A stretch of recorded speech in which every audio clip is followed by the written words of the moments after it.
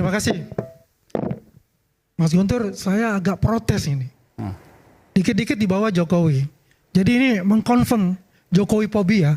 Oh, Jokowi fobia. Jokowi fobia terjadi di PDIP dari Maksudnya apa yang dialami oleh Mas Hasto, PDIP ini kan kita nggak ada bicara kaitan sama Mas Pak Hasto, Jokowi. terus dikaitkan dengan Jokowi. Oke. Tadi dengan OSISI RP. Pengalihan.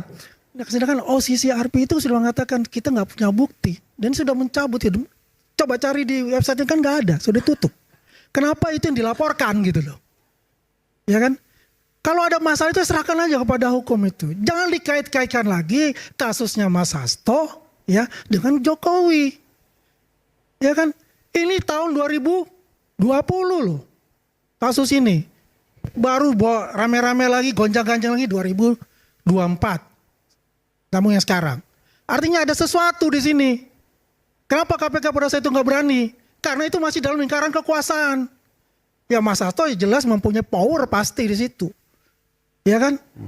Jelas itu nggak mungkin itu tidak dilakukan oleh KPK. Makanya ketika KPK berganti, langsung itu dikatakan Mas Yudi sprint. Karena ini jadi bahan gonjang-ganjing dari masyarakat. Oh KPK ini takut sama pemerintah. KPK ini yang dibilang independen enggak tuh. Kan seperti itu. Kita hormatilah hukum sekarang. Apa yang dilakukan oleh KPK itu kita hormati. Dilakukan penggeledahan seperti itu ya mungkin prosedurnya itu apa yang dikatakan Mas Yudi. Tapi tolong jangan dikaitkan dong dengan Jokowi dan keluarganya. Dikit-dikit Jokowi dan keluarganya. Jokowi fobia rupanya ini. Makasih. Terkait dengan Jokowi ada dua hal. Pertama masalah hukum dan juga masalah politik. Masalah hukum adalah ketika saya menyebut nama Jokowi, saya ingin mencontohkan ada kasus tebang pilih di sini. Jadi KPK sangat tajam kepada kasus Sekjen PDI Perjuangan, tapi sangat tumpul kepada Jokowi dan keluarganya. Jangan lupa, nama Jokowi disebut dalam pengadilan kasus korupsi. Kasusnya mantan Dirut Pertamina, Karen Agustiawan.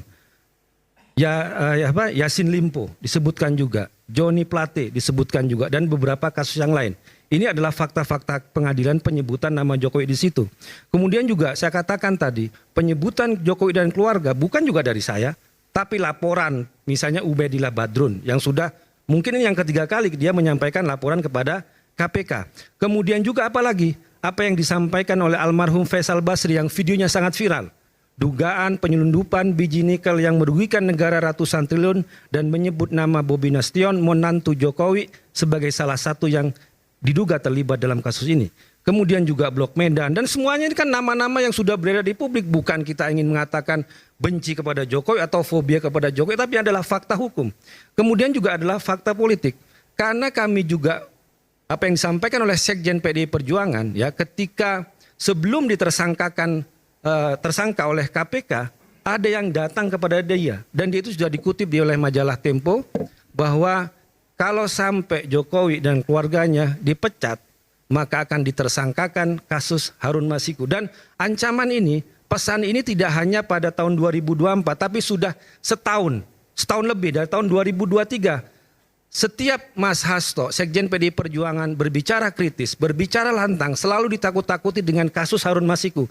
Tapi karena dia yakin tidak pernah terlibat dengan kasus Harun Masiku, segala pesan, segala ancaman, segala intimidasi tidak dihiraukan dan tidak takluk, tetap keras, tetap lantang bersuara kalau demi kebaikan negeri ini. Begitu, Mas. Coba pertanyaan tadi, di mana kemudian benang merah Pak Jokowi misalnya di dalam kasus Mas Hasto? Seberapa bisa ia yang bukan presiden lagi kemudian mencawe-cawe?